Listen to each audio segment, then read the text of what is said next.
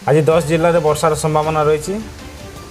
राज्य में वर्तमान मौसम सक्रिय रही बेले प्रभाव में तापमात्रा अधिक रही जलवायु प्रवेश करने द्वारा बिजुली घड़घड़ी राज्य में केतेक स्थान में वर्षा होइथिबार रेकर्ड कर गत 24 घंटा मध्य राज्य में कंधमाल बरगढ़ अनुगुल झारसुगुड़ा और संबलपुर जिले में केतेक स्थान में वज्रपात सह हालुका वर्षा होइछि।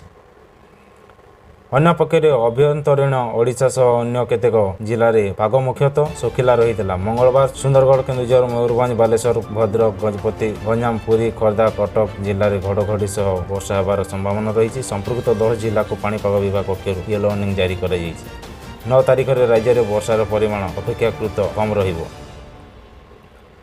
मयूरभंज बालेश्वर भद्रक और केन्द्रापड़ा केतेक स्थान में घड़घड़ी सह वर्षा होइथिबा परे 10 तारिख में मालकानगिरी कोरापुट नवरंगपुर कलाहांडी रायगढ़ गजपति गंजाम केन्दुझर और मयूरभंज आदि जिले में वर्षा होबार संभावना रही।